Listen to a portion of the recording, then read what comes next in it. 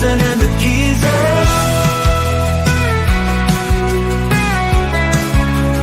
Munson and the Geeza. Reporting from the scene. Munson and the Geeza. News in every right.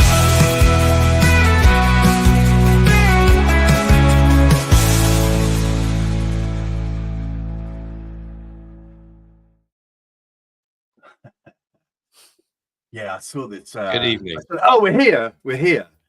Yes, so there are. Oh, hi. Yes, hello. Look, Freedom is first. Freedom first. Yay. Well done, Freedom first and last and last. But I'll tell you what. Speaking of freedom, no, but seriously, I was going to say I saw a what you call it a meme on your I think it was your Facebook, one of your 13 or 14 Facebook pages that you have. Yeah. And it was quite funny. It was what was it? Is this going to be like a silent movie where you're going to play along with mood music in the background? I think we're Stallone now, or I think I'm Stallone now. Oh, that was a good one, wasn't it, Tiffany? I think I'm Stallone now. You know that? Look at the way we gotta hide what we're doing. 'Cause what would they say if they ever knew? And so we're running just as fast as we can, holding on to one another's hand, trying to get away into the night. You put your arm around me and to the ground, and you say, I think I'm Stallone now. Doesn't seem to be anyone around. Yeah, Sylvester Stallone now. Beautiful, Tony. Yeah. Cracking entry. Well, what a song! What a hit! One hit wonder. I remember Sounds for like some. 10K runs. Is that going to be on your playlist for your marathon soundtrack? I tell you, a really a horrible thing is this is because I wouldn't think like this now, but I remember when I was a teenager how judgmental I was. I really liked Tiffany. Yeah. She came out with that song, and I thought, oh yeah, I really like her. And then I found out she had one leg shorter than the other, and I was like, oh, couldn't have that. What? I wouldn't think like that. Yeah, she had one leg shorter than the other. Because is this noticeable? Well, I think she had one leg that was like quite a lot shorter than the other. I don't know why that bothered me. I mean, now, you know, she could have no legs. Teeny Tony. Teeny Tony, yeah. Hey, Teddy. This guy. Oh, no, let's not take it back to the shower scenes of last week. I still haven't put that video out. How does everyone know? Can we, Freedom, please, can we go with teenage Tony rather than teeny Tony? That's just too distracting, quite frankly. Right. I before we get loads of comments, I'll disagree with everything. It's just a face. Well, Tony clearly hasn't grown out of that. Anyway, we do have a kind of pre-broadcast production meeting to consider what we are going to talk about, and it usually is in the 60 seconds before we go on air. And we've spoken about everything. Yes. We've spoken about everything, so there's nothing left to say. That's Tiffany rendition. That was it. That's all I could come up with. We're done. That's kind of like that's a really great sort of philosophical statement, isn't it? Everything's been done. Everything has been done, except to play your version of I think We're Alone Now, and that's it. Finished. It's quite difficult to keep thinking of new things, but that's why I keep trolling. I was going to say trolling. That's why I keep trolling your Facebook page. I did the other day when I saw you meditating, and I felt really bad, but I couldn't help it. It was like a still for some reason. I wasn't meditating. Oh, see, I was myth busting today. If you actually listened and watched some of my videos, you would see that I am not meditating in that sense. But you know, just like me, you only watched the first 5 seconds, or not at all. Well, I didn't. I watched literally a split second because you were frozen. But in that particular where you saw the one I caught was, and I thought, God, I want to share everybody that because it's deeply disrespectful. It's deeply. I thought it took me seconds to actually make the decision to post. Oh, really? Really? Yeah. I thought you said it took you seconds. I can't. You know, the fact that I obviously went into Photoshop and went to the effort of sticking your head on someone. I can't. Well, I can't. I don't think you took a lot longer than seconds to Yeah. I mean, I mean, at the same time, I can't exactly argue that it was a split-second decision. Yeah, I spoke to my lawyers, and they were fine with it, were they? They were fine. Yeah, they don't even know who I am. You need a new law firm. Honest, that's bad advice. I fail to see the funny side of this. There I am at midday most days, trying to help people with their mental health. But you could also be helping people with their movements. I'm also going to get a call. I'm going to get a call from Banthia Hospital, which was clearly the easiest one you could Google and find that you thought my head would fit on. And there's me, either passing wind in a very uncomfortable way, or what have you been eating? A massive tadpole, a flaming tadpole. I mean, have you ever had flaming tadpole? I think it's did I have that? I think it's in Morocco. Very uncomfortable. Then really delicious, but it leaves a very difficult residue for the body to deal with. Anyway, hey, is anyone here? Did you manage to get Greg Wallace? Is what I want to know. Did you book Greg Wallace for tonight? Did I book Greg Wallace? My goodness, what is going on?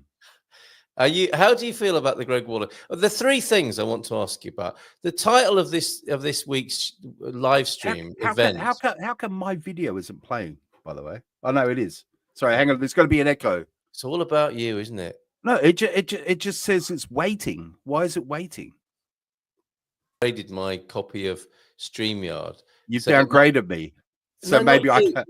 No, not you. No, you are. You are being seen elsewhere. I can see the links are coming through to show that one, if not, maybe both. No, could someone please, just so we... Are we live? I don't think we're live. We are live. For goodness sake. I'm not live. I'm not live. Mine says waiting. Well, how is it that Freedom is commenting on your channel then? Freedom, can you see me? Am I live? Just so that Tony's ego can just get past into the first 10 minutes of this show, can we please... No, I need the money. Tony is live. Tony's live, okay? You're going to get your 30 pence. I'm live on YouTube or Facebook. Yes, and you're going to get your 25, 30 pence, depending on how well Why can't I see it? I don't understand why I can't see it. Oh, we've been so horribly distracted already. This is terrible. Yes, you are both live, says Hugh. And in case you wanted to see a picture of Hugh, this is Hugh, everybody. Look at it. With his Akirem, is it Arabic? The Akirema Niaga hat on there. Very good. Very nice hat. Okay. And three topics I would like to shoehorn in. I've only got 50 minutes left now after all that kerfuffle and your concerns about whether you're streaming or not. And yes, just look, two people have said it now. Okay. Thank you very much. Thank you very much. Yes. Are you happy now? Thank you. Okay. No, but you know. I don't mean in the general sense. I mean with this particular issue. Oh, okay. Okay. Well, yeah. Well, I guess I'm satisfied. Satisfied. Okay. Happy is pushing it. What about that? Yeah. Right. Okay. Three things. The new Jaguar, I think, is amazing. Prepping. Are you prepping? Who's prepping? There's a name of the show of the live stream tonight. And then Greg Wallace comes in like out T-bones us from left field or far right field, I suppose he would be lumped into, wouldn't he, at the moment? And we may want to talk about that. We may not, because Doug found something I wrote 6 years ago, #MeToo, and was saying, oh, these lesbians are just causing trouble or whatever. Oh, they do though, don't they? They do though. Very, very unforgiving and silly, basically. And I don't know if Doug was just trying to stir, because he does have that capability to stir. But I don't know if these were his genuine feelings or if he was just stirring the pot a little bit with that. So maybe we can close with prepping, because I think it's a really important subject. You and I were talking this week, weren't we, about the possibility of doing a prepping club or separate site, because I think there are more people prep than you would imagine. And yeah, I do think it's something worth talking about, and I just like to say for myself. And this is also because I was having a think about what the title is. And this is kind of a serious. I've got no idea how many people are with us at the moment, but anyway, what I wanted to say is Focus. I consider myself to be what I would call a low key prepper, right? And I was thinking that perhaps just brainstorming could be the name for this prep. group. And I do, low key prep or low key prepping or low key preppers, something like that. And what I wanted to say to everyone was, it's something that there is a little bit of a stigma attached to it somehow. But the fact of the matter is, almost everyone I speak to, and I along with being flat earthers and anti-vaxxers, are also doing a bit of prep. I'm just joking. I speak to some completely normal people as well, who are like, what I'm talking about by low key prepping, guys. Just to give you an example, can I show just something that I prepared? Yep. Yeah. Oh so God, what is this? Tinfoil hat. Yeah, this is a tinfoil hat. Yeah. And well, I saw John McAfee's Faraday cage. I mean, that's really going. I mean, that's not. Well, that's not low key. Yeah. Yeah. Okay, So what I'm talking about, guys, is things that we can do that to me are common sense. Because let me show you this. This is my wind up. Is this your kit? Is this your kit that you're sharing with us now? Yeah, I'm not going to share all of it. Listen, never share all your prepping kit. Listen, well, that's behind the paywall. That's behind the paywall. Behind the paywall. Listen, I tell you guys right now. I know people say this. We are going to put it behind a paywall, but it's going to be really, really affordable, and that's honestly just because we want the serious people inside. But the thing about prepping is you have to be careful, because something goes wrong. They all flood out of the city, and they're all knocking on your door, aren't they, for some peanut butter? Not that I have any stocks of peanut butter. Okay, did I say that out loud? You let that slip, didn't you? But not only, but also this, for example, is my wind up. You see, when I see things like that, I'm thinking, like, I don't think I want to live in the apocalypse. Like, kill me now. Is that what I'm going to have to do to get any light? Just like. No. But listen to me. What I'm telling you is the main point of low key prepping is How about that for a name? Get to the point, prepper. Get to the point, prepper. Is to get through. Freedom, you don't understand. In my head, I've got like 100 tangents going off at once. It's very difficult. Yeah. Okay? Imagine a browser. Imagine a browser. Yeah. I've got like 100 tabs open. And right? the music. Like somehow this is going to South Korea in a minute. Believe me. Yeah. But well, that'll be over for your peanut butter in a minute. But what this kind of thing does is it gets you through the first week. Yeah. Right. So what it is let's say you have the zombie apocalypse, or the aliens come, or whatever, you know. Remember COVID? What happened is everyone panicked, didn't they? Everyone was at Lidl, toilet paper, whatever. You know what I mean? What you need to do is you need to be able to get through the first week. My attitude is, if you can't get through the first week and you're not a hardcore prepper, like you don't have a bunker and 5 years worth of supplies, if you're not going to be able to get through the first week, you're not going to be able to get through it all. So what I'm talking about is be a low-key prepper. Make sure you've got enough for, like, say, a week or 2 weeks, which is when everything will calm down.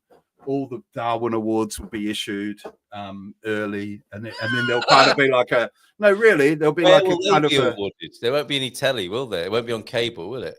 Yeah, because you know what I mean. All the people who are going to fight each other for the last scraps of food in the cities and all that sort of stuff. Let that nonsense happen. Yes. Stay home. Yeah. There's not going to be electricity, so you're going to have to. This type of thing. Grim, this. I don't know. The radio. I'm not that interested in the radio. The fact that I can wind for power, and you want to have redundancies as well. So you want to have a generator.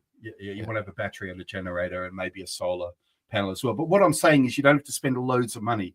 So this is a really good entry level product to get yourself a bit of power for your torch and things like that. You've got your USB on it, and it's easy to work. It's a nice. And will we be broadcasting on AM? I mean, what are the frequencies on that radio in your hand there?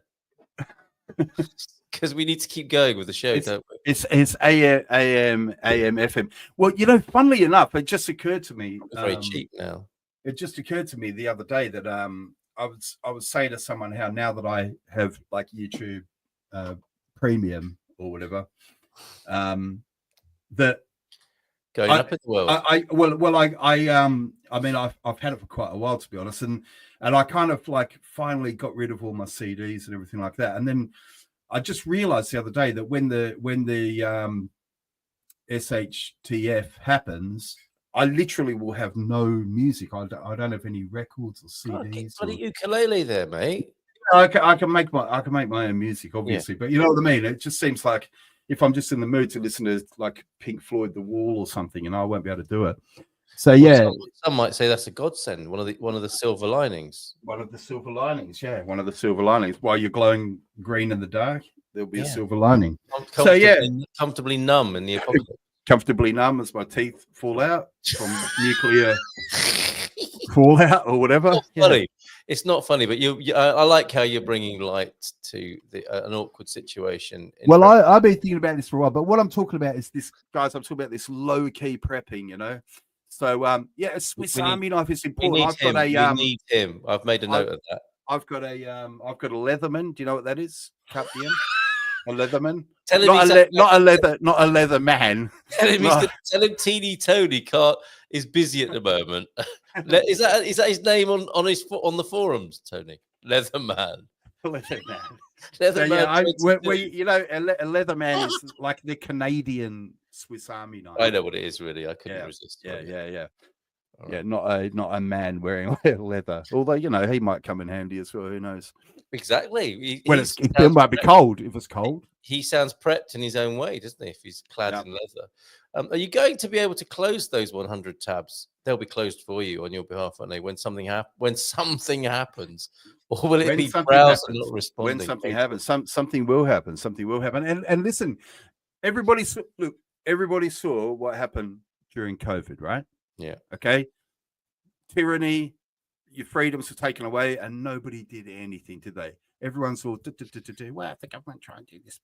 And what happened was everyone sat at home. What would it have looked like if, I mean, that's an interesting point, but people who did things didn't do things in reaction and in public. A lot of people did a lot of things, which were subversive, weren't they? Yeah. And underground. Many people, I think, did a lot to adjust their lifestyle out of the public gaze, which arguably is quite sensible, isn't it? Rather than Oh, we travelled all over. We travelled all over the UK, then we travelled all over Portugal.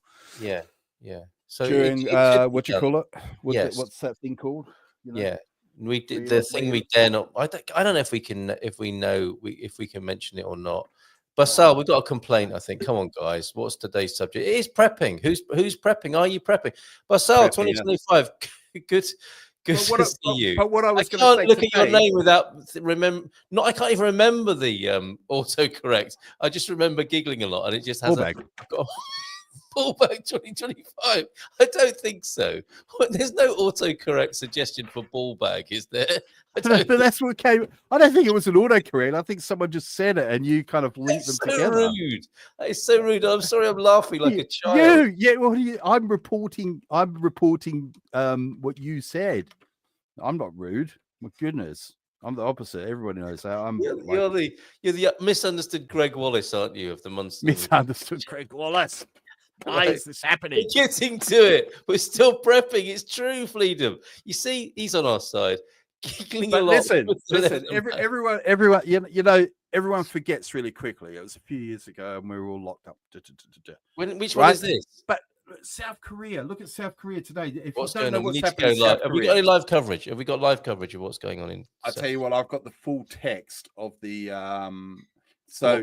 Insurrection. South Korean President Yoon Suk Yeol's emergency martial law declaration. So what I want you guys to think about, South Korea, it's everybody knows it to be a functioning first world democracy, and then boom, just like that today, martial law. Boom. I never got that feeling. You didn't get that feeling? A technocracy, but not a full functioning. So the National Assembly has so far proposed 22 motions to impeach government officials since the inauguration of the administration and since the launch of the 22nd.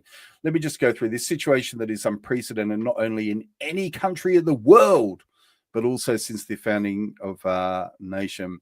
So anyway, he's just come up with a bunch of excuses. They've imposed. Well, martial law has been lifted. Martial law, has it? Yes. All right. So I don't know what to believe on X. Well, but... the army was in Seoul earlier. Yeah. And I'm declaring a state of emergency and martial law to protect the Free Republic of Korea from the threats of the North Korean Communist forces, to eradicate the shameless pro-North anti-state forces that plunder the freedom and happiness of our people. Anyway, the point is, what I want to say to everyone is, let's forget about tinfoil hats and everything like that. What I need to tell you guys, and we should know this by now, freedom is an illusion. It's an illusion. We're given degrees.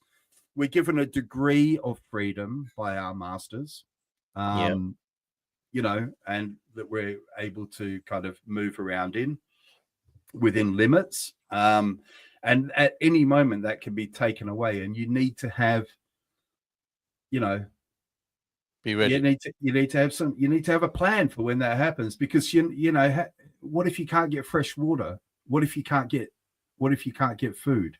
What if you've got no electricity? You need to have a solution. And I'm not talking about going over the top and having a tunnel under your house and a bunker and all that. Although, you know, that would be great. If I had the money, I'd probably do it. Think so. Would you really? Yeah, if I had the money, I'd do it. Yeah, now, I think this might be a marked difference between you and I, or where I like to think our Venn diagrams overlap, Tony. Sometimes the overlap is quite big, sometimes it's quite small. And we can let others be Kamala Harris. She liked an overlapping Venn diagram. She liked an overlapping Venn diagram, yeah. Right. Is that a cocktail? Maybe. Anyway, okay. So who won that election anyway, Munson? I believe Donald Trump won the US. Look at that. 23 minutes in. Oh, very good. Okay. I think the preparation should be largely mental. And I don't mean that as, you know, in street slang, mental, like Ricky Gervais, mental. Yeah. Mental. I got 100 bags of toilet rolls. Get in. It's mental. I don't mean like that. I mean mental, spiritual, emotional preparation is very important, because it's like all the great prepping moves are going to be good if you do them anyway and nothing happens. The ones that really hurt and are miserable are the worst, aren't they? Especially if nothing does happen and you don't need them. Whereas if you prepare yourself, so you've got a sense of contentment and a few, you know, a bit of a stock of things to see yourself through a power cut, bit of food, bit of power, or alternative power. That seems like pretty good for your mental health. But it's this fine balance of not going to the dark side. Daddy, I'm hungry. Here's some contentment, son. Here's some contentment. I've just You just thrust your what do you call it? A big fallacy on me, didn't you? I think. What do you call that? You've got that. That was a classic move that you accuse others of doing, isn't it? A false phallus, was it? What is it? A false phallus, yeah. You presented your false phallus to me in that moment, didn't you? I did, yeah. I apologize.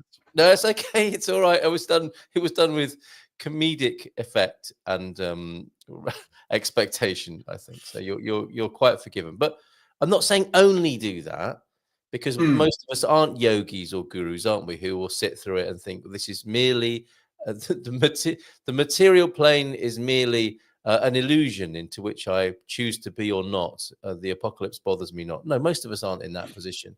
But at the same time, many of us do very little to prepare ourselves mentally. Hence the state we're in the world at the moment. I would say. So there's a lot of dependency. So what I think is as well, and further to your point that doing a bit of prepping can have other benefits, and where I think it's good for the soul is you are kind of taking back a little bit of your what's the word? Your sovereignty, your independence, your choice. You know what I mean? Even if you never use it, you're saying, look, I'm not dependent on the and there's, you know, when I say there's low key prepping and then there's hardcore prepping, you know, there's all the degrees in between. So I think about like even things like, you know, building some things, you know, just simple things like knowing how to build simple structures, knowing how to camp. Even though I'm a vegan, I would say that if like I wouldn't die for my veganism. Do you know what I mean? Like if I had to eat, Yeah. I would catch a fish and eat it. Do you know what I mean? If it came Yes. to it. Yeah. Of course. And I know how to do things like that. And there's ways. Again, this is something we could talk about when we make the club. But I could show people how to catch fish in a more humane way. It's not really about a humane way, but in a more kind of guaranteed way. Really? Well, I'd love to know about that. And you make a video of it, and that video.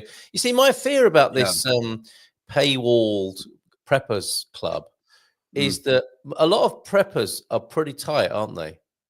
It goes with the territory. So we'd either be not attracting people who'd want to be part of it, or they just want a freebie to get in.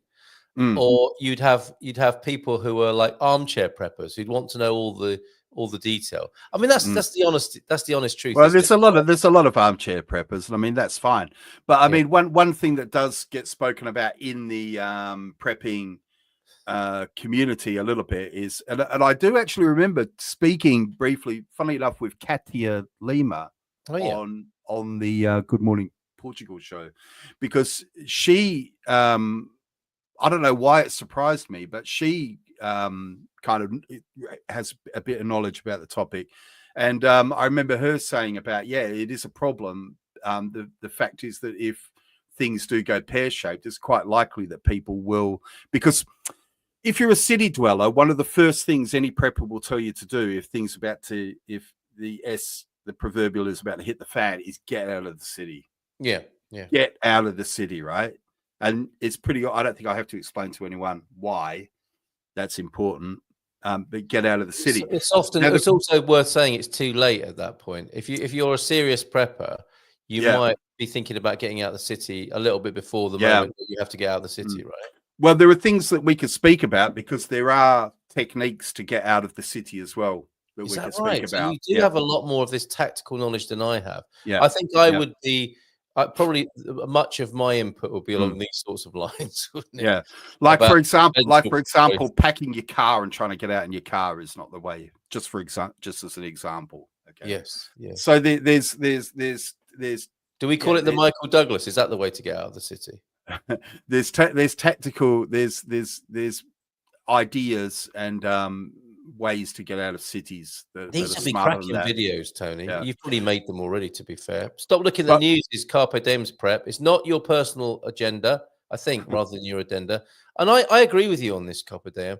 Prepping as a thought exercise only, that's as far as I go. And I think you've probably got skills if you need them, Carpe Diem. But you are seizing the day, as it suggests there, rather than worrying too much about tomorrow. One problem is, and when I say this, it might refresh your memory, me and Katia speaking about this, because we were talking about the problem of what to do when people start knocking on your door asking for food. And Katia was very much of the attitude, well, you can't say no if someone's asking for food, give them your food. Yes. Yeah. Was this in an emergency, or was this as a courtesy? I can't remember how it came up. But we were talking about prepping.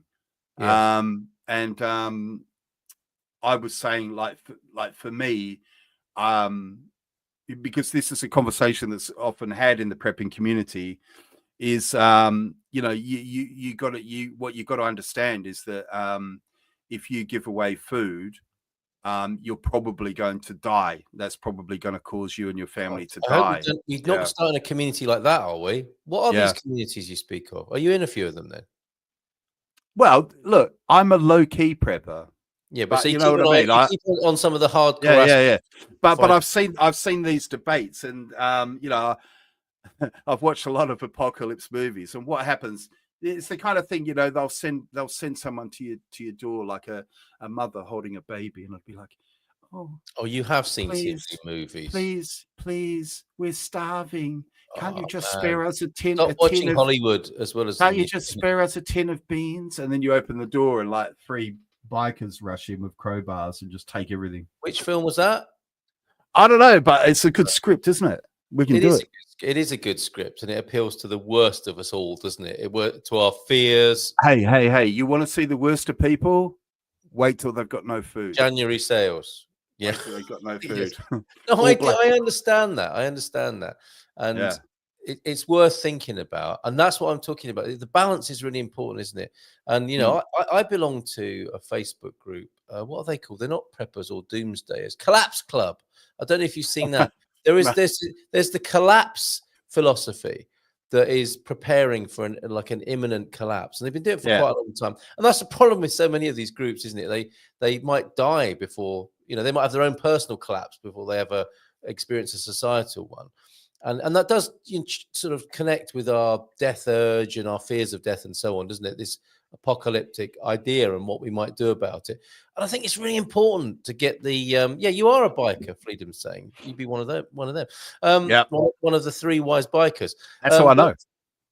I see. You a different level of preparation for Teeny Tony then. But you haven't got that embroidered on the back of your bike jacket. Anyway. Balance is so important, isn't it? And this is a rabbit hole. And if we were to do something, I would like it to remain light and practical. Yes. And not be too much on the dark side, so that, you know, we go on living our lives joyously and we approach it with that Yeah. mindset. Well, I guess what I'm talking about is being just basically what I'm talking about is, if things go sideways, it could be anything. It could be another pandemic. Could be anything. It's just not having to go out for the first week. Okay, that's your first. That's kind of what I'm talking about. So, have you got food? Have you got water? Have you got fuel for a week? Well, actually, you mentioned the pandemic. That was. I think our response was like that in the first week of lockdown. Just stay home. You don't know. Everything's going a bit Pete Tong out there, isn't it? Everything's going a bit Pete Tong. Yes. Mental. And you don't know how people are going to behave. I mean, we saw it. We flew into London right a week into the first lockdown. We flew. Did you? I was spared all of that. Tell us about that? What was that like? I tell you, it was an experience, because Hong Kong didn't have a lockdown per se, so it was great. We got on one of the last flights out of Hong Kong, and we were on a cafe. So paid about double the normal fee, by the way. And I think with 3 or 4 days later, flights worldwide were grounded, and we were on this 747. I'll never forget it. There was me, my wife, and my 2 boys, and then just maybe a handful of other passengers. I mean, it felt like a movie. And there was more cabin crew. And then there were passengers. Do you know what I mean? And trying to get out of the country. Yeah, everyone bailing because because everyone knew, and it was correct. You want to be where you want to be, or you could get stuck, and many people got stuck. Many people got stuck and separated for a long time. You know what I mean? Yeah. Like for example, my friend was separated from his wife for I think 7 or 8 months. Yeah. Do you know what I mean? Yeah. So you had to think, right, where do we want to be? Let's go. So we had like a family. It was like a family meeting. We said, right, we've got to get out of here, because it was costing us like our business, everything. It was chaotic. Carl, if anyone wants to have a look at my channel, I did do a video about all the details, but basically it was like, I could see, right, if we sit here in Hong Kong and we get stuck, we're actually going to run out of money in about 4 or 5 months. And become dependent. We need to make the decision now. We knew that well, good on you, well done. Fate was pushing us. We wanted to be in the EU because there was Brexit, loads of things. It was like a tesseract, you know what I mean? It was really a tesseract of things. Yes. And Freedom is trolling you quite heavily tonight, isn't he? He is. I love it. Yes. Bring it on. Bring it on. Freedom. Exercise your freedom. So we landed in Heathrow, and I think I've mentioned before, actually, our destination was actually Finland, funnily enough, because we've lived in Scandinavia before, but Finland, the border was shut, so we had to go to England. And I'll never forget getting off the plane at Heathrow, man. And oh my God, I really dig liminal spaces and all that kind of vibe. But walking into Heathrow, and there was just nobody, you know.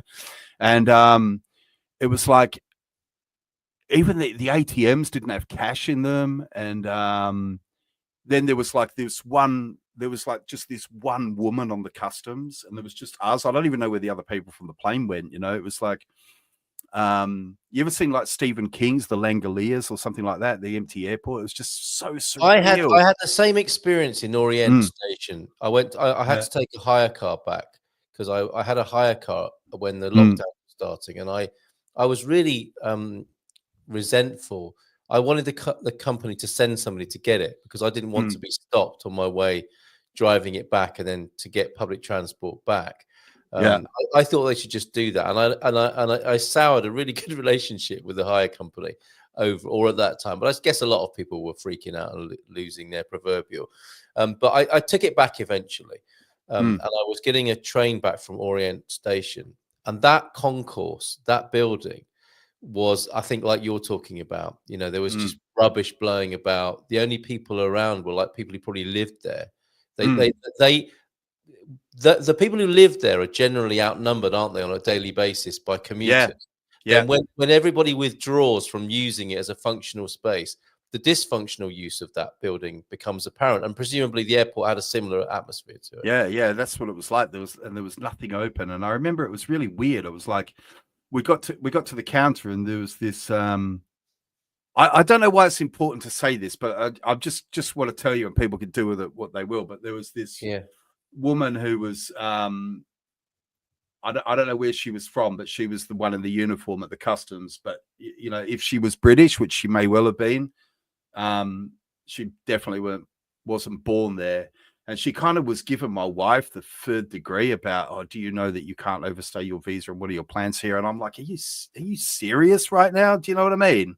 Let's go. And we just pushed through. It's like, what is going on? It's like the end of the world, and this idiot's bothering me about, you know, my wife's visa. Just doing their job. Yes. No. Just being an absolute Karen. Like, like imagine getting to the end of the universe and there's a Karen there. Yeah. You know what I mean? And I don't even like using that word Karen, to be honest. Yes. I don't like it. But it's perfect in that instance. Yes. But anyway, and then we got out of there and I called an Uber, and by some weird twist of fate, the only Airbnb I found was in Mayfair, and it was right next to Harrods. Fantastic. And, so we caught this Uber. The Uber came, you know, and we went into down the M4 into central London, the Great Western Road or whatever. There's just no people except the occasional kind of mentally ill person just standing in the street howling and all that. Yeah. And then we got there, and it's like we're going past Harrods, and but it was amazing. We got, so we're right there. And you know, normally it's just absolutely heaving with people, especially during the day. Yeah. And then the other funny thing, guys, was, for some reason the weather was awesome. It was awesome. I mean, it was, what was it, April, and it was like just sunny and warm every day. Got a little bit colder at night, but there was no rain. And they probably stopped spraying for a little while, didn't they? So yeah. So I said I showed my family around London. It was amazing. We went out and we went and looked at like Big Ben, and we went and looked at, you know, Tower Bridge, you know, all the places. We went and looked at Buckingham Palace. There's no people. There's just nobody there. Hyde Park, you name it, all the things. And I remember one of the funniest things that was so surreal in it was, what's that tower? I can't remember the name of the tower. You know, the tower that's got the Shard. The Shard? Not the Shard, the one that's got this, it's round, and they put the text on it that goes around. Oh, the GPO tower, the old. Yeah. Right, and I've seen that in a few horror movies, like what was the zombie one? 28 days later. Was the text on it saying "Go home, go home, COVID-19, wear masks, keep distance, and all that." Yeah. And it was like, wow, look at this because we were walking. I remember I took them down to show them like Savile Row and stuff like that, you know, and because you got to walk down those little back streets, you know what I mean? And I was thinking, any minute now that a zombie's going to come around the corner. It's just would have been perfect. Someone could have dressed up as a zombie, and I would have run. You know what I mean? That was a missed opportunity for you for your YouTube channel, wasn't it? To get the family all dressed up as zombies. Yeah. Well, the thing is, I was between YouTube channels at the time, so I didn't even really think about it. I hate it when that happens. I didn't even really think about it, and I should have. It's a shame it wasn't better documented those times, because the things I saw were amazing. Like some people, the behavior, like when they said to us, right, you can have an hour out. Yes. I mean, we were taking a lot more than that anyway. But they said you can have an hour out. You know what I mean? And I noticed straight away. It's like, isn't it funny what businesses are really benefiting from this? I noticed that really straight away. It was like Argos, Amazon. Must have been just loving it. But anyway, I remember like a couple of supermarkets, around in Mayfair, they kind of took it in shifts. Do you know what I mean? To open but I remember some people were like, you go near them, and I remember this one guy like falling on the floor. It's like, get away from me, get away from me. And I thought, oh my God, what's going on? And that's when I realized, I thought, it's dangerous. It's dangerous because people are freaking out. Yes. Psychosis. Psychosis. Yes. Right, we've got a production note that's just come in. T-Duck has joined us and was wondering if the Round Tower was called the Round Tower. It's an educated guess there. Thunderduck, Freedom is glad to see you. Good timing. He had to troll for 2 for a little while. So you're here to lighten Freedom's load. And some interesting comments, which I'll come back to. It's a really good question, that, Freedom, in just let's troll this room. Come on then, as Tony was saying, give it your best or your worst. Tony needs to stay in front of the mic. His volume is going up and down as he fidgets. You, on the other hand, sound great. Well, thank you very much. Executive production from T-Duck there. Now, is that your shtick there, Tony, to draw the crowd towards you? How, if you want to have someone closer to you, you whisper in a conversation if you're very confident and brave. And then they come. Who's that? The BT Tower. That was it. The BT Tower. Yeah. Sorry. It used to be the GPO, the post office tower, before the GPO became BT, of course. Oh, look, there's a picture here that shows what it looked like. It's something save lives. Something save lives. Go home, lockdowns. Yeah, go home, save lives. Yeah, don't kill Granny. On this prepping special, which it seems to be tonight, how would you prep then for the next lockdowns? Now, there's quite a lot in that simple sentence there. That is presupposing, and I suspect Freedom, who is being snogged by his dog in the picture there, has it down that we will be going into further lockdowns. Of course, would you agree with that? Will you agree with that, first of all? Of course they will. Of course they will. They know now they can switch the country on and off when they want. Right, okay. And so people won't do anything. Of course they will. Yeah. Well, you said that before. They won't. The people will do something, won't they? The people, by you mean not doing anything. You mean as in a direct response to the government? Well, I tell you the background to my thoughts on that, because I had some thoughts on it. There's been 2 times in my life that I've been a little bit surprised. One was 9/11. You remember when 9/11 happened? 9/11. Yes, right? I do remember. And I thought. You remember that, right? I do. I was born. I know it's hard to believe. The building. I was born. Well, I was sitting in my office, and I actually watched that on TV. And I remember when the second one hit, I was like, "Wow, that's definitely not an accident." And I phoned my friend. in the northeast in England. I said, "John, have you seen this?" And he said, "Yeah, I've seen it." And I've said, "Listen, you know that George Bush, he's going to do something stupid, and there's going to be bombs firing everywhere. What's our plan?" And he said, "Right, well, if it kicks off, get up here," because I was in the south. He said, "Get up here, and then we'll go up to Scotland. We had some pals up there, so we had a plan. Yeah, we had a plan for if World War III kicked off, and as you thought that might be it. Yeah, we thought. I don't remember having those thoughts at all, actually. Yeah, I had those thoughts, and then it didn't happen. Although he did go and invade. In fact, I went to America. I think I went to America soon after. It seemed like a good time to go to America. Yeah, because the exchange rate was good, wasn't it? Just generally speaking, it's like no one else is going to want to go. People, Americans weren't leaving America, were they? Wow, look at the hotel prices. Let's go. Yes. My dad got some British Airways 50 quid flights or something to LA. Jesus, listen to this out of the newspaper. So we went. There's a pattern here. I bet if you look at all of Carl's holidays in the last 20 years, they probably follow like he was in Fukushima a week after the tsunami. It's like the terrorism Camino. You just he bought a new submarine just after that one popped last year. You know exactly. He's well, he would have done. And but he's like Rees-Mogg. You know that their family don't let a good disaster go to waste. Don't let a good disaster go to waste. Yes. Exactly. Yeah. So the second time was when COVID came in along. front of the mic. I Geeza, remember. we're still getting Oh, complaints. sorry. That's lovely. And That's I no, not I that watched. close. Not that close.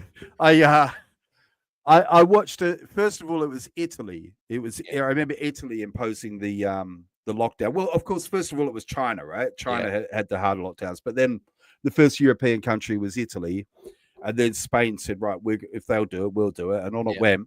Yeah. And I remember saying, they'll never get away with that in England. I said they try that in England. We're not having it, are we? We won't have that. We won't have that. And everybody just stopped home. And half the country went out and banged pots and pans every Thursday night, didn't they? At 7 o'clock. They did. But what changed the game, I think, was what's that called? When they introduced something with a funny name because no one can quite understand it. Furlough. See, no, of course. They gave them money. Yeah, the weather was good. They gave them $1,000 a month. Yeah, the weather was good. You got paid to stay home. So no one was going to kick off about that, were they? No. They knew loved it. They knew the way to people's hearts, didn't they? I think. And people didn't want many people didn't want the lockdowns to end. Yeah, right. And so Jackie agrees. Climate lockdowns next. Clearly, you've not realised the world has a climate crisis somewhere. I think maybe possibly, but probably bloody not. Well, you know, you're in my head saying that. I don't know if it's bird flu or. See, this is what I'm talking about. The other side, you saying people won't do anything. I contend that people did a lot and changed their lives as a result, not in the face of or as a reaction directly to the government, but just in their own way, in their own world. They changed their own worlds. Yeah. I think a lot of people have unplugged a bit, to be honest. Funnily enough, I was no, but you know who I was watching yesterday, and you know. Oh dear. Sorry. You know Louisa, right? Solo. My wife. Which one are we talking about? Solo over 50. Oh, Louise. Yeah. Louise. Sorry. Yeah. And she's fantastic. I really love her channel, and I love what she does. But she's honest and authentic, isn't she? But she's an example of someone who just went, right, I'm not doing this anymore. Yeah. And it's not like she hasn't gone like full hippie or nothing. I'm not saying there's anything wrong with that or full prepper or anything, but she's gone, right, I'm not doing the 9 to 5 shtick. I'm just going to find a different way. I'm going to find my own path. Yeah. And I'm going to reclaim my sovereignty, as you said. I'm going to reclaim and take responsibility for me. Yeah. And not only that, what I love about her is she shares it. Yes. A lot of people would be doing that and not share it, you know what I mean? Because they think, I want to keep this thing for me. Here you go, Tony. Here you go. This might be another angle on our prepper podcast. Now, I think it's worth prepping, not necessarily for the classic apocalyptic scenario, but for how the world is going to be changing is changing dramatically at the moment. You've got to face that in some way, haven't you? Yeah. Because everybody is prepping. That's the other thing I'd like to add. Anyone who prays, everyone is prepping in some way, even if they're not kind of obviously prepping. They are continuing to choose to live their lives in a certain way, expecting a certain kind of future. That's what we all do. And it would appear the intelligent thing to do at the moment is to, well, actually, this can be shorthanded. I don't know who said it, but it was like prepare for. Who was it who said this the other day? I think it was Charles Eisenstein. Prepare for the unimaginable. Yeah. How do you do that? That to me is a fascinating proposition. Yeah, because I don't think what's coming we won't know it, will we? We won't know what it is. We'll have a sense of what it is. I suppose as well, a part of prepping is in that sense preparing for the unknowable, because obviously some unknown thing might happen that could make my camping stove completely redundant, let's say. Yes. So this is part of my prep, and who knows, but what I was thinking about this morning, I made a video this morning. I was just trying to do a live stream while I was walking this morning, and a woman came barreling around the corner. She'd come up the valley in her car, and it was 7:30 in the morning or something. She came like screeching around the corner, and off she drove into Ollie. And I said, this is why I'm not doing this anymore, because I said, look at this woman. She's so desperate to get into town to help someone else get rich. And this is her daily routine, you know, because I see that car every day. I see it every day. Like, can the I just grimace, the grimace, I'm in such a hurry to get into town for my 9 to 5. She symbolizes the struggle of life, but right? what I'm saying, obviously I don't know her, and I'm like extrapolating a lot from this small interaction. But what she hasn't got, or what a lot of people who are in the kind of cubicle rat race haven't got, is like, it's a kind of a nimble, a kind of the ability to change lanes, lanes quickly. She can't change lanes quickly because she's completely locked into the system. So any disruption to the system is going to cause a lot of chaos in her life. Whereas I could go live in Austria, you know what I mean? No, I understand that. And a few of us have adjusted, have we not? Yeah. Jackie's wanting to do that. I think a few people here are of that mindset. They've already made some decisions that are a little bit more bulletproof or sustainable or resilient. Let's call it resilience. So they're ahead of the resilience curve. Yeah. What's very interesting to me about what you're saying there, and projecting onto that woman, using her as a symbol of the system and its continuation, is that's what I think is one possible outcome here, is how the system is unsustainable. So as it starts to come undone, we will have to consider other ways of living, separate, individually, in a family situation and in communities. That to me is most certainly in the post. Big changes are coming. We don't know what they are exactly, but in any case, life changes for human beings. And so that's true. And I think that will continue to be true. Nothing's, we know things aren't going to stay the same because we don't know what the same is anymore. And I would also add that there's going to be an exponential, what's that looking at the screen? Well, I do think that things are coming to a head with that kind of side of the system, because, like, for example, everybody, it's almost a bit of a meme, in the 1950s, a miner could afford a house and a holiday every year and all this sort of stuff, right? But it's a personal servant, yeah. But it's, well, we called them wives, didn't we? But that was, but the thing is, the Greg Wallace Award this evening goes to Tony Bryan.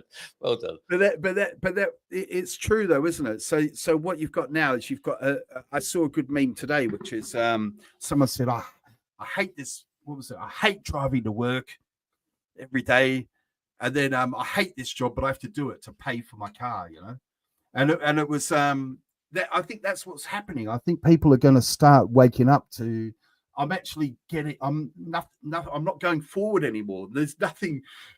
I'm not benefiting from this anymore. You know what I mean? Yes. I'd rather have, and that's what I think sometimes. I think I'd rather have less money and more walking the dogs, And I think, again, the pandemic brought that realization to people, because they had more time to consider that, didn't they? But I think, there are two things happening. I think more and more people having that sort of personal realization, and the system that they would hope to stick themselves to or be supported by is also coming undone. It's unsustainable. And it's interesting, the rhetoric of the government, isn't it? Things, we are being told by those political grown-ups, aren't we, that things can't go on the way they are. We are being briefed. We are being signaled to, aren't we? Yeah. And that is what's going on at the moment. And on that basis, it is certainly a good idea to prep in some way, mentally, physically, and the whole spectrum of that. So I think there's quite a good case for having a community of people who are doing that and who are considering it. Less money, more dog walking describes my past years. And how has that been for you?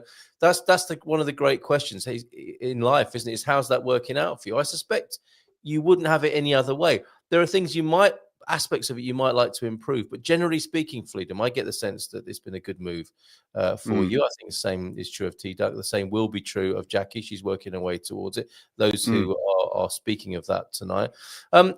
So I think, yeah, okay, prepping, everyone's prepping, aren't they? Is exactly what you're doing that's interesting, and we can continue to talk about that. I can say this: I've never been like rich. I've never been rich, but I have been well off.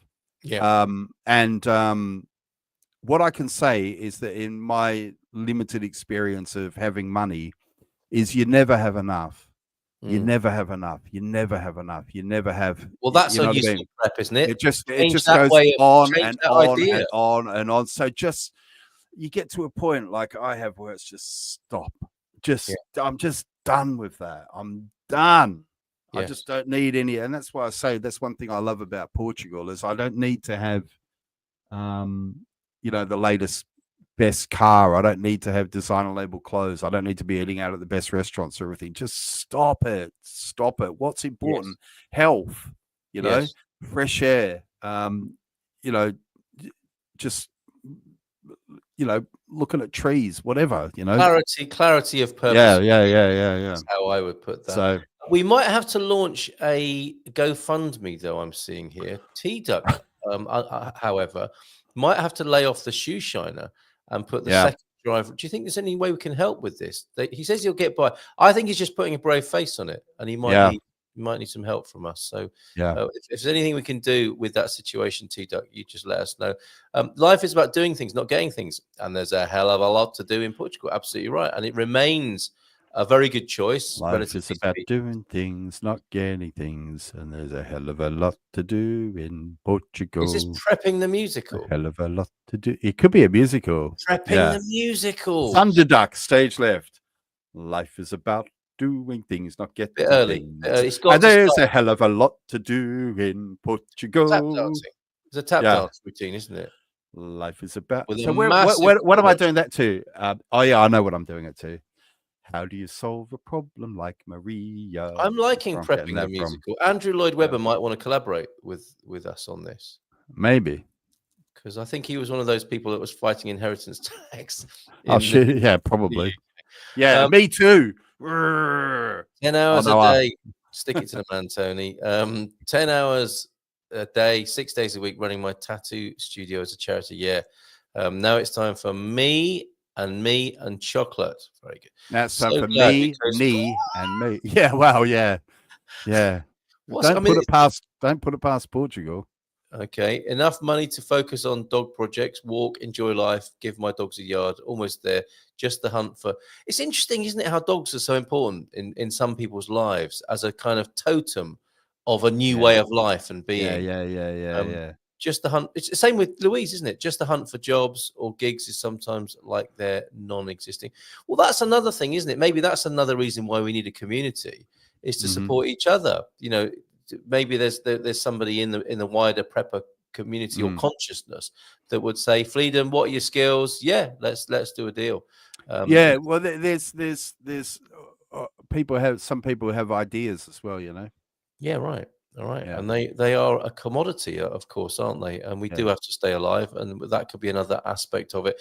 So briefly then, I love the new Jag. Do you like the new Jag? Have you seen the pictures? Seen the video? I wanted to like it because I want to be that guy who's not who's gotten past the awful advert. And I mean, I tried to be fair last week, but then I saw it, and no, I don't like it because I told you before I didn't like the E-Type either, and I think it looks like what would look like a cross between an E-Type and that stupid truck of Elon Musk as well. The Cybertruck. E-Type. Okay, it looks horrible. I love it, and I was thinking to myself, this is lifting the car in some way. This is changing the frequency of car, which is something they might say in their advertising campaign, is something as sort of pretentious as that. But I think it really is. I think it's brave, and I don't really care either way. That's the other thing. I'm not invested in the way that a lot of people seem to be. See, for me again, this is something I'm so over. Like, I am a bit of a car guy. I do kind of like cars, but I think if the future is going to go to these kind of electric cars, I'm more for like the the whole car. Like if they're self-driving, then I think that in a way, especially in cities, they're better off getting to a point where people don't even own cars. Do you know what I mean? You just call them on That's an the way app, it's and going, isn't it? That's the way it's you know, going. like those. I quite like that little Ami, that little Citroen Ami. Do Have you? you seen that one?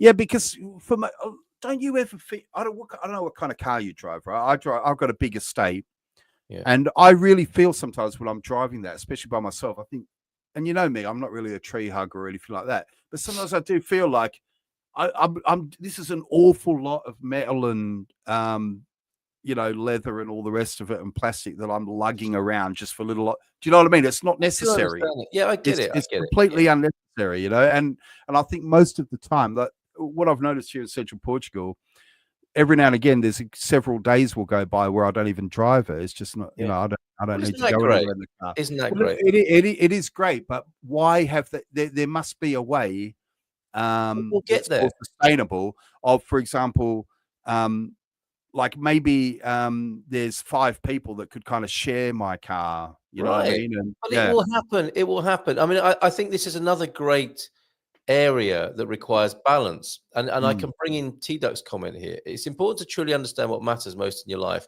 then fight for it every day. mm. I think that's true. And Freedom likes that. Stay focused, he adds, eyes on the prize. Eyes on the Now, prize. things that are important to you are definitely we can, fighting for it, I guess, is one way of putting it. But I would say, we move towards it, do we? We move towards what's important for us steadily. And when we become guilty or ashamed or embarrassed or pressured in that process, we're out of balance, I think. And that Mm, that was to me the great, and I was all, you and me are both proper wokies, aren't we, from the past? And I yeah. felt really terrible about being a human being for a long time. And I thought it was okay to terrorize children in school about the environment. And I now think Mm, that's really unkind. I think children shouldn't be terrorized in school about what humans are doing to the planet. If we are doing terrible things to the planet, that's for the adults to figure out, and not yeah. to make children feel guilty about in school all day Mm, long. And for the individual to not to be put upon by these imperatives, to do what you can. And if it's important to you, like T Duck says, fight for it, make it happen.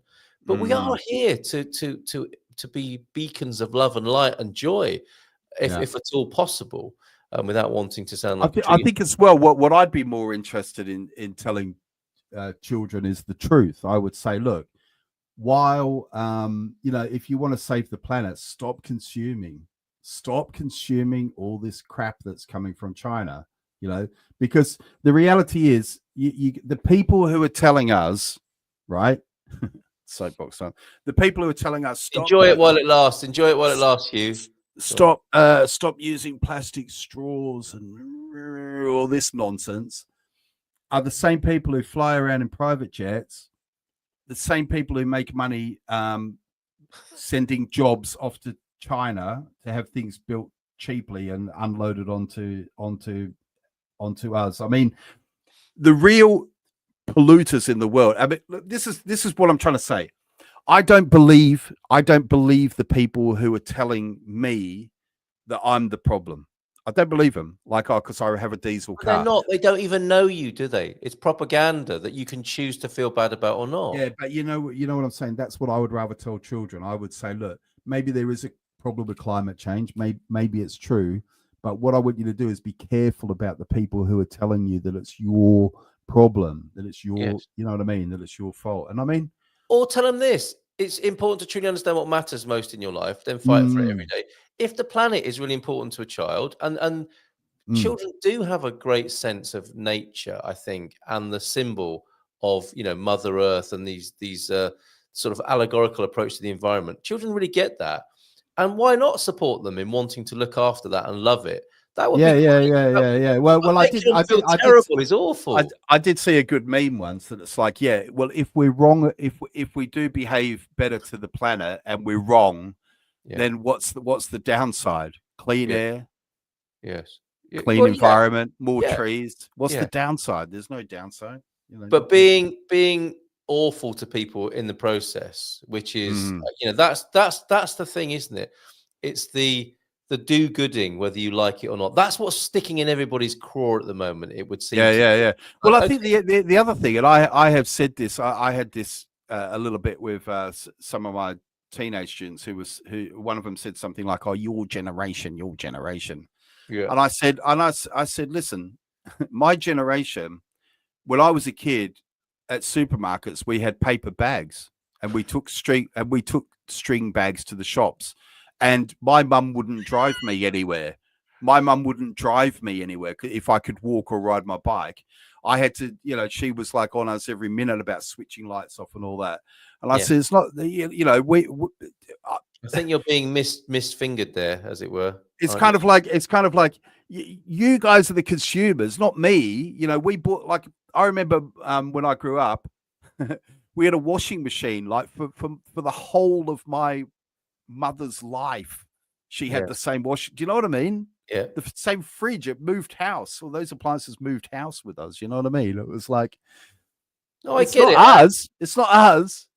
No, I think you're being seen as a baby boomer, aren't you? One of the worst sort of the worst culprits in this climate change. Well, it wasn't their fault. But God, that's just what they offered. But I want to pick up on generational rather than getting bogged down into any blame games. Yeah, here. but I mean, well, one of the things that you get that you can. There are some things that were a problem, weren't they? I mean, like new wave feminism. Well, this generational thing is what I'd like to finish on, maybe in the last 10 or 15 minutes here. In 2018, I wrote something that was #MeToo, and this must have been when the sort of Me Too thing was kicking off. It's always something, isn't there, going on that we think there's always something. This is the outrage of the moment, and of course, the current one seems to be the Greg Wallace movement, or against him, I suppose it is. But in 2018, I was surprised to have something I wrote dredged up by Hugh today, who said in response to it, if these people were seriously offended, and I think he's rolling the whole Me Too thing of 6 years ago in with what's going on with Greg Wallace at the moment, if they were seriously offended, seriously in capitals, they would have told him to do one immediately, not hang around in the shadows waiting for some Me Too lesbians to start crowing. A pathetic witch hunt. And my response to him, I wonder how he managed to find something I posted 6 years ago anyway. But I accused him of not reading the room. I do hear what he's saying. He just sounds like Greg Wallace and all the people who seem to be offended on Greg Wallace's behalf. But there's something really, no, not Meet Too. That's probably a movement that's coming soon. Me Too. What do you make of this then? What's happening? What's blowing up around Greg Wallace at the moment? And could you explain what it is to people who might not have heard of it, Portuguese, or in your words? Well, let me give you an example of one of the allegations, right? Yeah. And you got to remember, well, anyway, let me give you an example. Yeah. 19 years ago, he impersonated an Indian accent in front of a staff member who was Indian. All right. Yeah. I mean, I personally think he should be tarred and feathered. I don't know if you're serious or not. He's obviously deeply racist and dangerous man to society. Yes. I mean, I just don't know what to do about this. That's a terrible Indian accent, Tony. It's a terrible one. Yeah. If you could do an Indian accent, you could be racist, but you can't even do the accent. I can't even do it. Yeah. Rubbish attempt at racism. Yeah, he Kirsty Allsop on location. Fuck, it's fucking insanity. What within 1 hour of meeting Greg Wallace, he told me of a sex act that he and his partner at the time enjoyed every morning.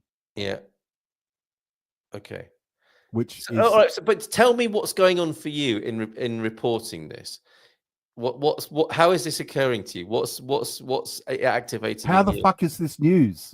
That's what's going on in my head. Well, it is. I mean, get over it. Sorry to swear, but I get to a point like, just why is this in the news? Like, well, that's a very good question. I don't know. Sack him, but like if it was outside of what he. Well, he hasn't been convicted yet, has he? of anything. This is one of those massive plumes of outrage that's going on at the moment. And I think there is something interesting within it, because I felt a little bit, I don't know, overshadowed by this or affected by it. And I don't mean in a boo-hoo, poor me victim sort of way. I mean, my morning show is based on quite a lot of sexual innuendo and that kind of 70s light entertainment vibe, which I think Greg Wallace would enjoy, and is because somebody said, oh yeah, he's like, it's all that awful stuff from the past of, you know, men being sexual and provocative and using innuendo like Sid James. And I'm thinking, oh, men, you know, yes, unbelievable. Yeah, unbelievable. The stuff is crap. It's just bullying and nitpicking.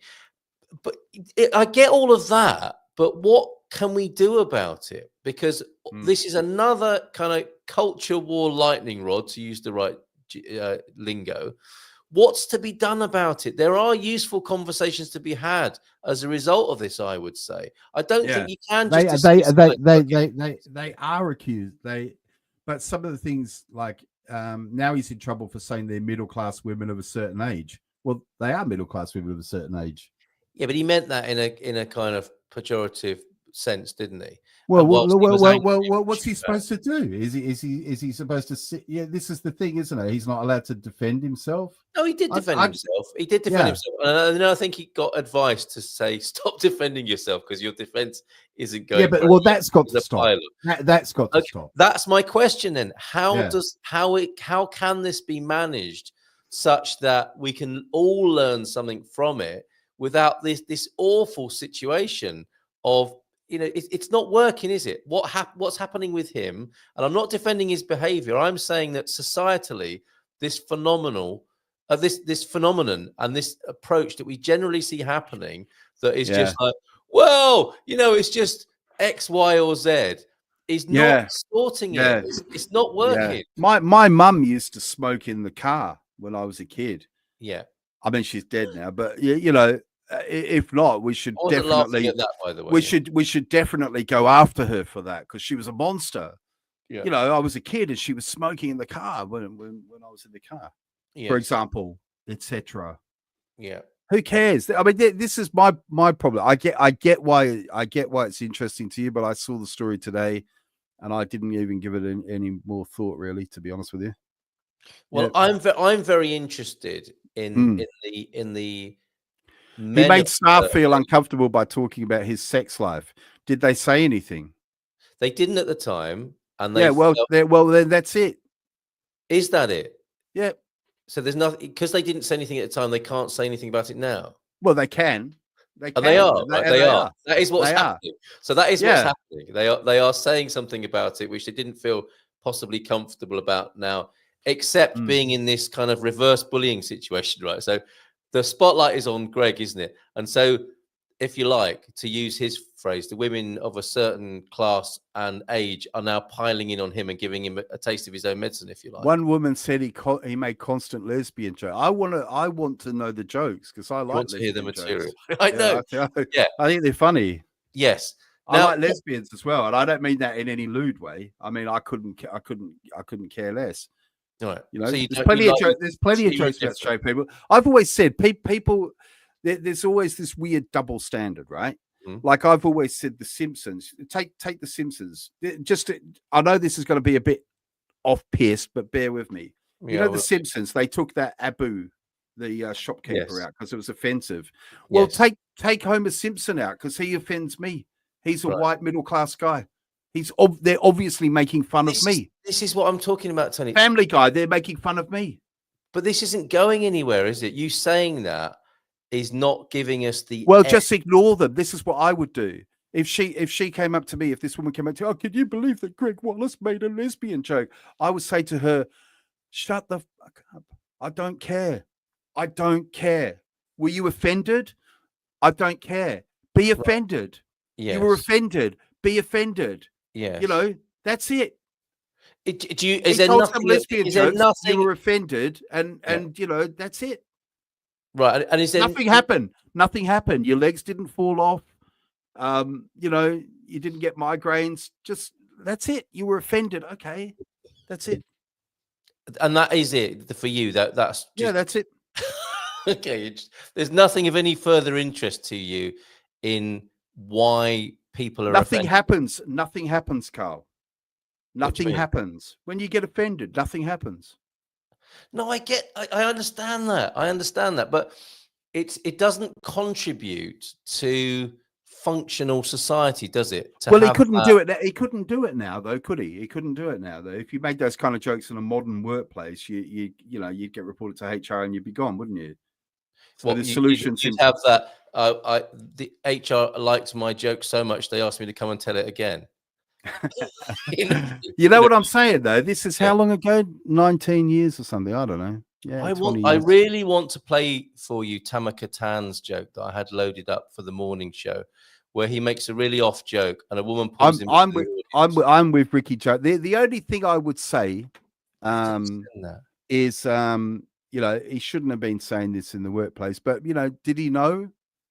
Or like, what if he says, what about this? What about if he says, oh, I didn't actually realize that I was being offensive. Because no one said anything. I'm sorry. What about that?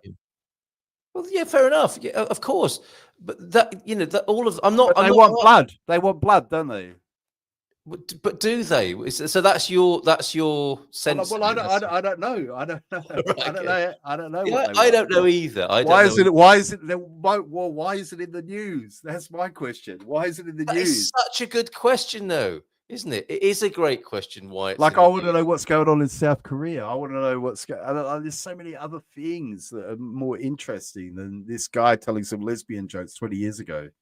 And women of a certain age getting all right. So if we de-escalate it off the front page and put it where it belongs on page 10, it shouldn't be in the news at all. It shouldn't.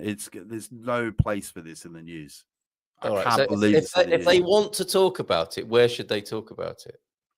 I don't know. Over brunch. Because even then I would say, why are you talking about this? Just shut up. It's just so uninteresting and like so I don't know what the word is. It's like, oh, you know, it's like, how bored are you? What do we need? We need like a dragon to come down off a mountain and start burning people or something. How bored are you? There's a solution to this. Oh my God, 19 years ago someone made a joke about lesbians.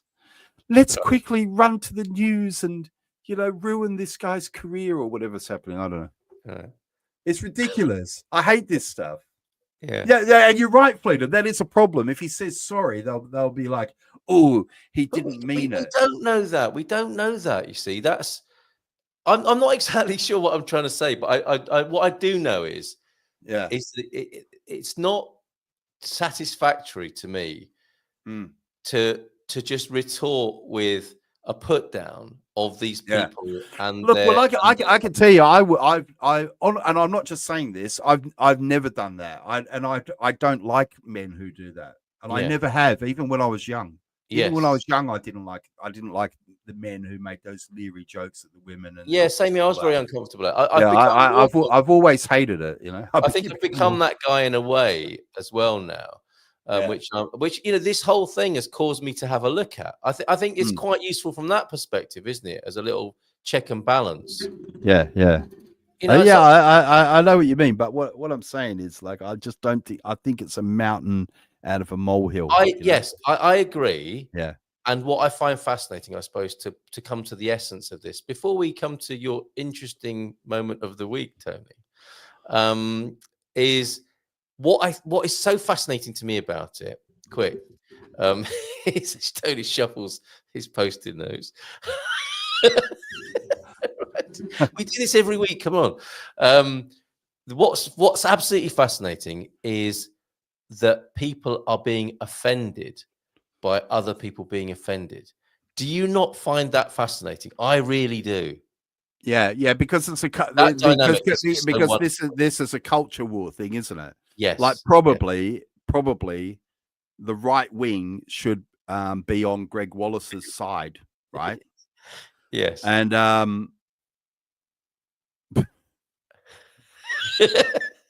probably Right. what was that? I can't remember. Yeah. Um,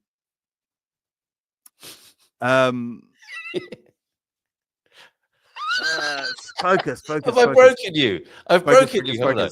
Yeah. Right. Probably it's probably going to be a right-wing position to because someone like Ricky Gervais would be like, oh, they can't take a driver. But I would say what's different, what I would say to Ricky in this circumstance is they haven't paid for tickets, are they? They're kind of a captive audience.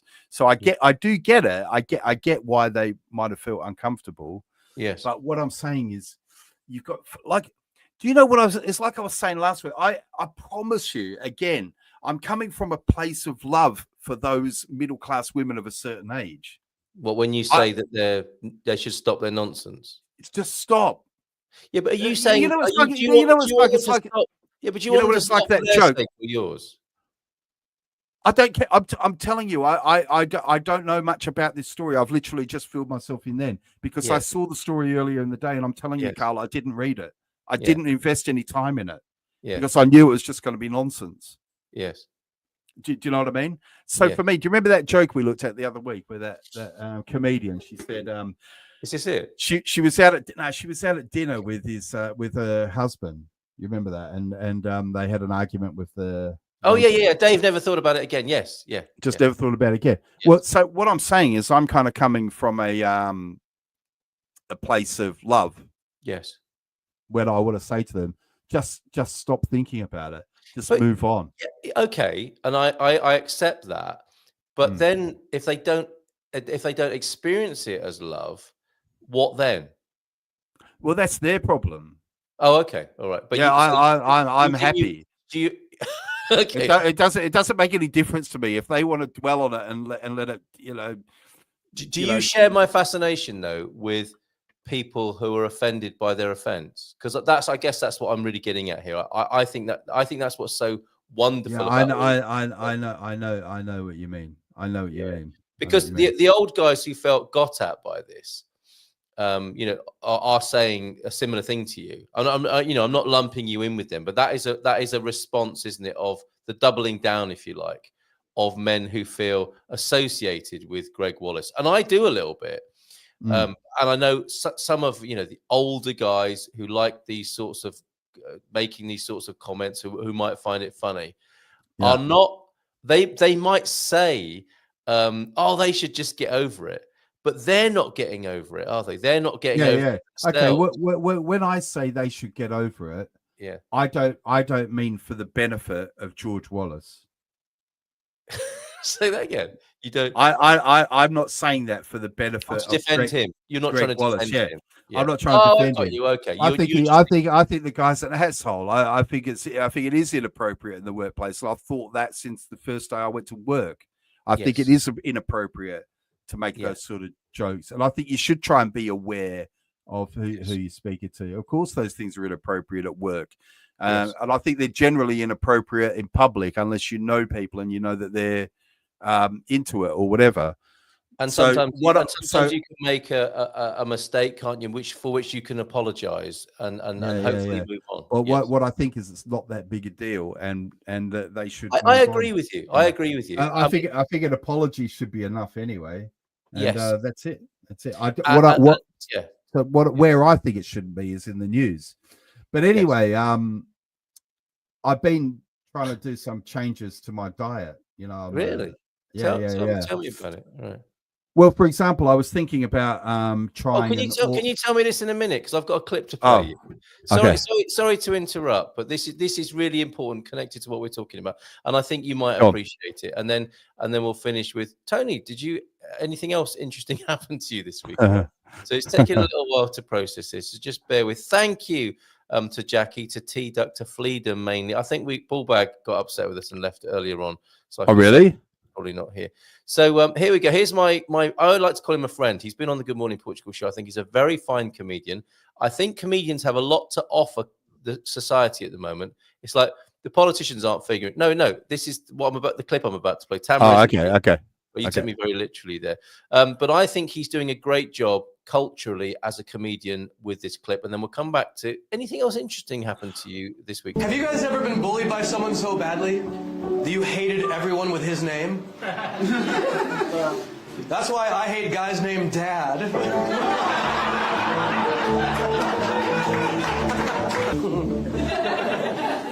A lot of my people are confused by my parents' relationship. They're like, well, you got a Muslim dad and a Jewish mom. And I'm like, yes, sir.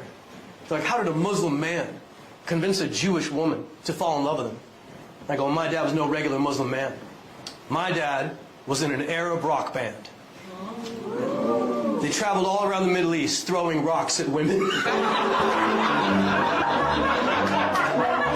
get weird, don't get weird, don't get weird. It's a comedy show, it's a comedy show. Terrible.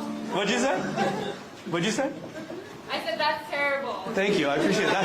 That's what I was going for, that's what I was going for. Because here's the thing, I'm not doing it to be terrible, right? Like sometimes when I see a dog that obeys too much, it makes me sad.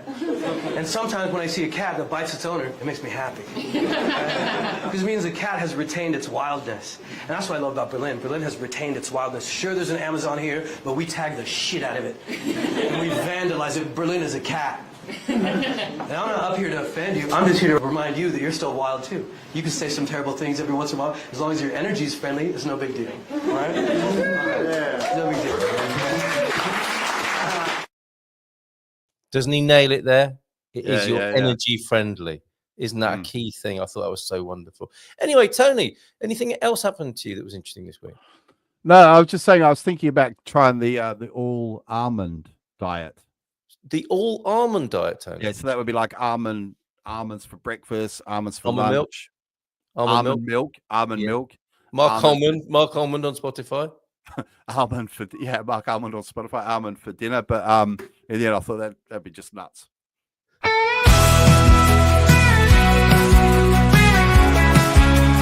Munson and the Geeza.